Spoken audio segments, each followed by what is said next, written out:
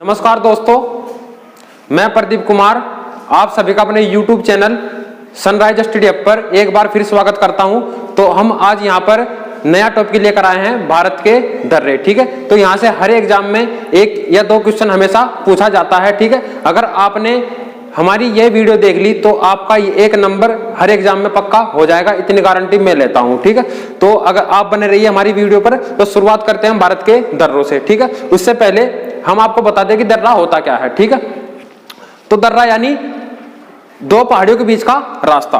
ये आपको दिख रहा होगा, यानी दो पहाड़ी होती हैं, इन दो पहाड़ियों के बीच का रास्ते को हम क्या कहते हैं? दर्रा। यानी इसी दर्रे से नदियां होकर गुजरती है, इसी दर्रे से हम भी एक स्थान से दूसरे स्थान पर जाते हैं। क्योंकि ये पहाड़ होता है, पहाड़ को टापने से अच्छा है उसको, यानी जो दरार होती है, यानी वहां को गुजर जाना। ठीक है, तो हम पुराने समय से ही यानी प्राचीन समय से ही हम इन दर्रों का यूज एक देश से दूसरे देश में जाने के लिए करते हैं। ठीक है, तो जैसे बहुत बड़ी पहाड़ी होती है, उस पहाड़ी के जो ढलान होती है, यानी एक पहाड़ी इधर एक पहाड़ी इधर, तो उनके बीच में जो रास्ता होता है उसे हम क्या कहते हैं? दर्रा। यानी दरार, यानी पहाड़ों के बीच की दरार, जहां से नदियां होकर गुजरती है और हम भी वहां पर अपना रास्ता वगैरह निकाल लेते हैं। ठीक है, तो हम बात करते हैं सर्वप्रथम यहाँ पर जम्मू कश्मीर के दर्रों के बारे में। ठीक है, तो जम्मू कश्मीर ऐसे बात करें तो जम्मू कश्मीर अब दो भागों में टूट चुका है, लद्दाख प्लस जम्मू कश्मीर। ठीक है, ये केंद्र शासित प्रदेश बन गए हैं। ठीक है, तो हम बात करेंगे सर्वप्रथम लद्दाख के दर्रों के बारे में। ठीक है, तो लद्दाख में सर्वप्रथम ऐसे देखेंगे, यहाँ पर सिर्फ एक ये हम नक्शे में देखेंगे, अपनी एक मेमोरी बनाएंगे कि हम कौन सा दर्रा कहां पर है। ठीक है, उसके बारे में हम बाद में डिटेल से पढ़ेंगे। ठीक, तो अघिल दर्रा, यानी अघिल दर्रा देखो सबसे ऊपर कहां पर पड़ता है? अघिल दर्रा हमारा लद्दाख में। अघिल दर्रा लद्दाख, अघिल दर्रा लद्दाख। काराकोरम यानी ये भी हमारा लद्दाख में पड़ता है, और काराकोरम भारत का सबसे ऊंचा दर्रा है। ठीक है, उसके बाद बात करते हैं हमारा जोजिला दर्रा। जोजिला दर्रा हमारा पैंगोंग झील के पास पड़ता है, जहां पर 3 इडियट फिल्म बनी थी। और यहीं पर हमारा सियाचिन ग्लेशियर है। यहाँ पर क्या हमारा? सियाचिन ग्लेशियर। इसी सियाचिन ग्लेशियर के पास हमारी पड़ती है पैंगोंग झील, और इसी पैंगोंग झील को चाइना कहता है कि यह मेरे अधिकार में है, यानी चाइना इस पर अपना अधिकार बताता है। ठीक है, उसके बाद बात करते हैं हम चांगला दर्रा। चांगला दर्रा पड़ता है लद्दाख में। उसके बाद बात करते हैं हम खारदुंगला दर्रा, ये भी पड़ता है लद्दाख में। उसके बाद बात करते हैं हम थांगला दर्रा, ये भी पड़ता है हमारा लद्दाख में। ठीक है, एक दर्रा और यहाँ पे फोटुला दर्रा, वो हमने यहाँ पर लिखा नहीं है, फिर भी आप उसको ये यहाँ पर लिखा हमने फोटुला दर्रा, यानी फोटुला दर्रा कहाँ पर पड़ता है? लद्दाख में। ठीक है, उसके बाद बात करते हैं हम जोजिला दर्रा, भी बताया मैंने आपको, ये पैंगोंग झील के पास पड़ता है। उसके बाद इमिशला दर्रा। यहाँ तक हमारे लद्दाख के लगभग दर्रे खत्म हो चुके हैं। उसके बाद बात करते हैं हम जम्मू कश्मीर के दर्रे। ठीक है, जम्मू कश्मीर अब लद्दाख बड़ा है, जम्मू कश्मीर छोटा है। ठीक है, इसे भी ये भी क्वेश्चन पूछ लिया जाता है। ठीक है, उसके बाद देखो बुर्जिल दर्रा, यानी बुर्जिल दर्रा हमारा जोड़ता है जम्मू कश्मीर को गिलगिट से। आपने देखा सुना भी होगा या पढ़ा भी होगा, यानी 1948 में पाकिस्तान ने जम्मू कश्मीर पर हमला कर जम्मू कश्मीर का लगभग 30% हिस्सा, यानी 30% हिस्से पर कब्जा कर लिया था। ठीक है, उस समय जम्मू कश्मीर के प्रधानमंत्री यानी जो राजा थे वो राजा हरी सिंह थे, और वहां के प्रधानमंत्री शेख अब्दुल्ला थे। ठीक है, तो ये 30% हिस्सा है। इसी 30% हिस्से में उन्होंने अपना एक शहर का नाम दे रखा है, उसका नाम है गिलगिट। क्या नाम है उसका? गिट। यही गिलगिट को जम्मू कश्मीर से जोड़ता हमारा बुर्जिल दर्रा। उसके बाद बात करते हैं पीर पंजाल दर्रा। ठीक है, उसके बाद बात करते हैं बनिहाल दर्रा, यानी पीर पंजाल, बनिहाल और हमारा बुर्जिल दर्रा, तीनों कहां पर पड़ते हैं? हमारे जम्मू कश्मीर में। ठीक है, उसके बाद बात करेंगे हम हिमाचल प्रदेश के दर्रों के बारे में। तो हिमाचल प्रदेश में मुख्य 3 दर्रे हम देखते भी हैं और पढ़ते भी हैं। ठीक है, तो यहाँ पर 3 दर्रों के बारे में बात करेंगे, सीप किला दर्रा और हमारा बड़ा लाचा दर्रा और रोहतांग दर्रा। आपको ये सीप किला दर्रा दिख रहा होगा नहीं, इसका जो यहाँ पर निर्माण है, यहाँ से हमारा कौन सी नदी? सतलज नदी होकर गुजरती है, इसलिए सीप किला दर्रे का निर्माण किससे हुआ?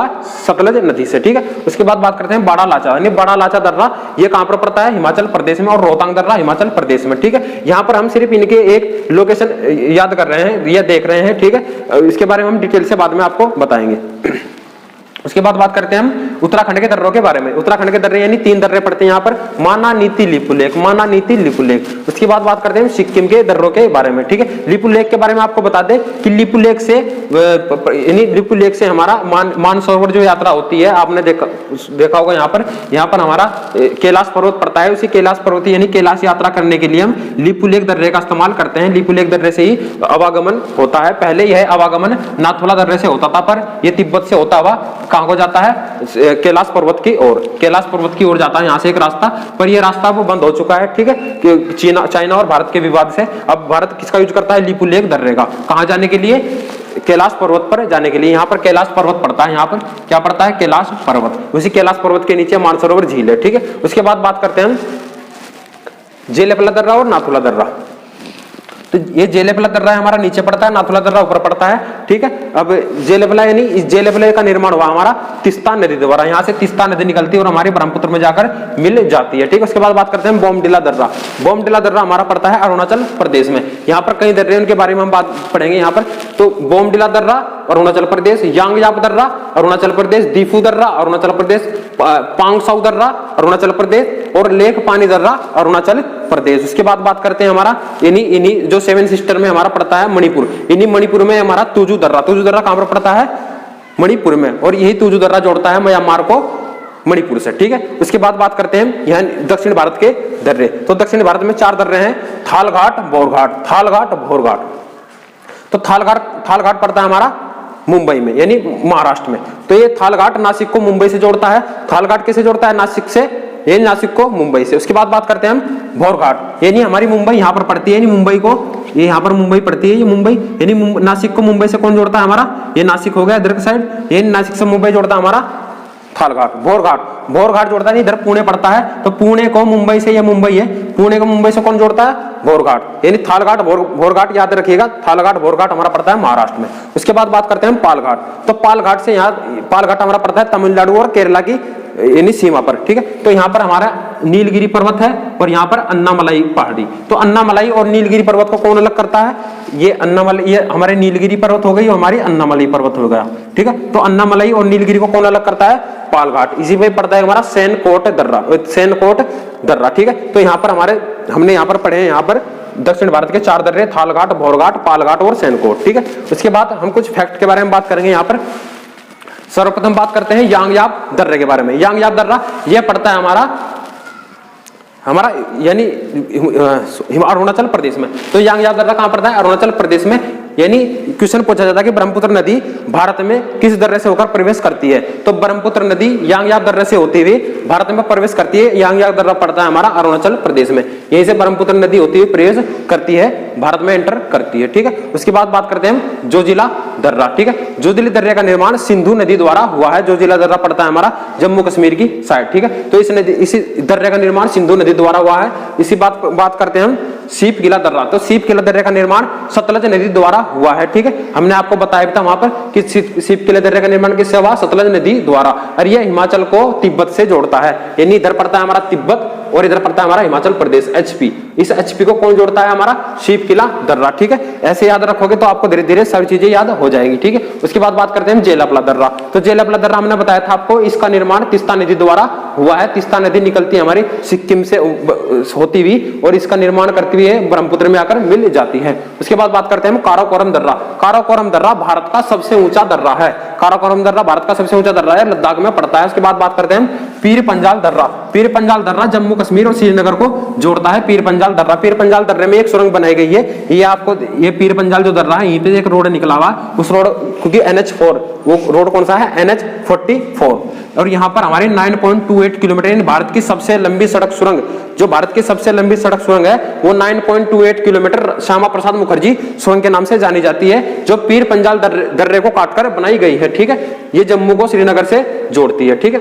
उसके बाद बात करते हैं बनिहाल दर्रा। यहाँ पर थोड़ा सा और बात करते हैं हम। पीर पंजाल यानी इस पर जो सुरंग बनी थी सर्वप्रथम, वो चेनानी नासिरी सुरंग के नाम से जानी जाती थी। चेनानी नासिरी सुरंग, चेनानी नासिरी सुरंग के नाम से जानी जाती थी। उसका नाम बदलकर श्यामा प्रसाद मुखर्जी सुरंग रख दिया गया है। इसकी लंबाई 9.28 किलोमीटर, भारत की सबसे बड़ी सड़क सुरंग है, NH44 पर बनी है। उसके बाद बात करते हैं बनिहाल दर्रा। यानी बनिहाल दर्रा जवाहर सुरंग, इस पर जवाहर सुरंग बनी है और इस पर NH44 पे, क्योंकि ये NH44 है, भारत का सबसे बड़ा हाईवे है और ये हमारा जम्मू कश्मीर से होता हुआ कन्याकुमारी तक फैला है। और यही इसी पर एक सुरंग और बनी है, बनिहाल सुरंग, यानी बनिहाल टनल भी बोलते हैं इसे। इसका नाम है जवाहर सुरंग, ठीक है। तो जवाहर सुरंग यानी 2.8 किलोमीटर है और जम्मू को श्रीनगर से जोड़ती है। उसके बाद बात करते हैं रोहतांग दर्रे के बारे में। तो रोहतांग दर्रे पर भारत की दूसरी सबसे लंबी सड़क सुरंग बनी है, यानी अटल टनल। पहले इसका नाम था रोहतांग, यानी रोहतांग टनल, पहले क्या नाम था रोहतांग टनल, अब इसका नाम रख दिया हमारा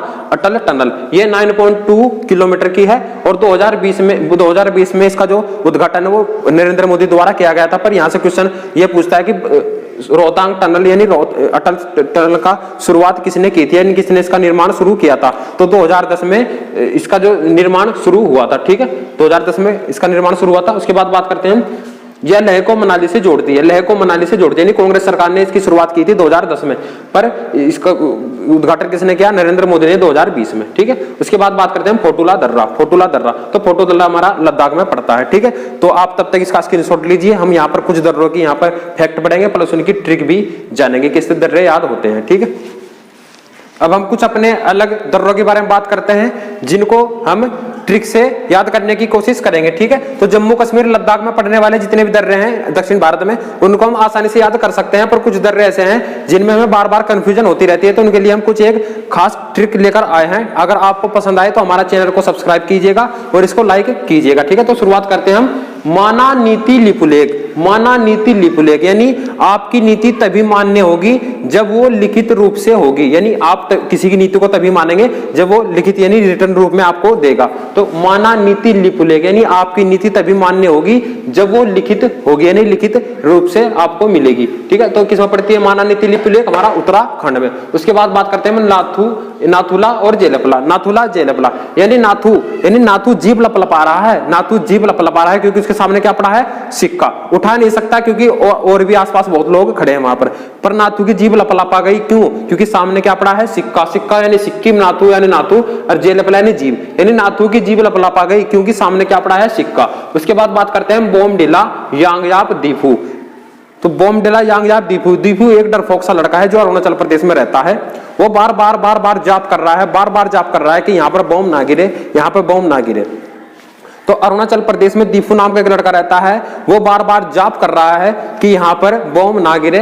तो बम यानी बम ना गिरे, यांगयाप यानी जाप कर रहा है, दीफू एक लड़का है डरपोक सा। तो दीफू अरुणाचल प्रदेश में रह रहा है जो जाप कर रहा है बार बार कि यहाँ पर बम ना गिरे, ठीक है। अगर आपको याद हो गया हो तो उसको दोहराइए अपने मन में, ठीक है। उसके बाद बात करते हैं तुजू दर्रा, तुजू तुजू तुजू यानी तुजू यानी तू जो बार बार गेट पर आकर खड़ा हो जाता है, तू जो बार बार गेट पर आकर खड़ा हो जाता है, तुझको क्या चाहिए, तुझको मनी चाहिएगा, मनी यानी पैसा, मनी यानी पैसा।